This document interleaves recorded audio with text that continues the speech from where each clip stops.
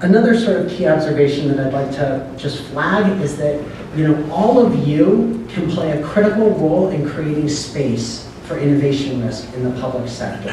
There are a lot of barriers to public sector innovation. They're not rocket science, you've heard them all. Siloed agencies, siloed funding streams, a lack of competition, inflexible regulations. But I would say that aversion to risk and the zero error culture that permeates in most city halls is one of the biggest challenges that we have to overcome. And the role of external organizations and partners in helping mayors find that space and defend that space is essential, right? So I think a little bit about race to the top and the way that you can dangle a relatively small amount of cash, given how much the education spend is nationally, to facilitate enormous change, unimaginable reforms, frankly, that would never have taken place on this time frame without that sort of space for innovation. I think that's what ArtPlace is doing. I think that's what the Mayor's Challenge is doing. We're getting out there, we're saying this is a place for civic innovation. There's a value in our community to civic innovation, and the need for partners to be very clear and vocal and upfront about that is one of the best things you can give to the elected officials with whom you want to work. Mayors love to say that their partners are great when it comes to signing contracts and pushing out cash, but when the reporters are calling and the daggers are out, partners often become quite quiet, right?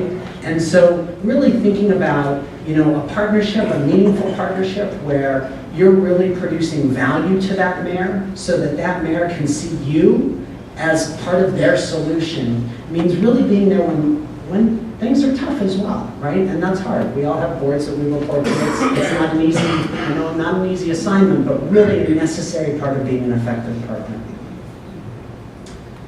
A third trend that we're seeing, and this again goes right to you guys, mayors really are thinking much, much harder and much smarter about partnerships.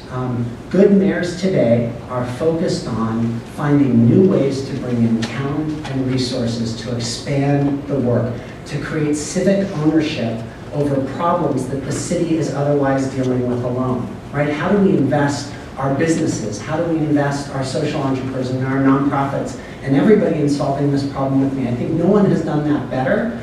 Leslie Koch will know this, than the New York City Department of Education through the Fund for Public Schools. I think they had a real agenda, which is let's invest the corporate community, let's invest other organizations in the reform agenda, and built a level of support. I think some $30 million or $80 million, it's an extraordinary amount of money has been raised to really support the reform agenda.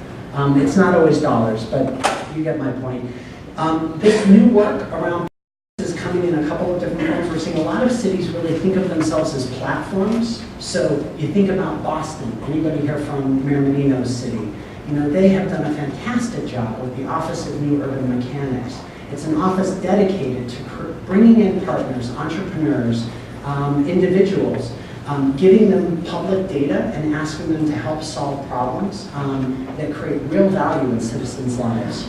Cities are also interested in the collective impact model, which is interesting. So we had a masterclass at Ideas Camp. It was the most oversubscribed. Mayors want to manage these partnerships more effectively than perhaps has been done in the past. And they know that they need tools and resources and that there are strategies that exist that enable them to do that. Let's all articulate what a shared vision is. What is the role that each party is going to play in helping us drive towards that vision? How are we going to keep each other updated on our progress over time so that we can create group accountability in a network governance kind of way?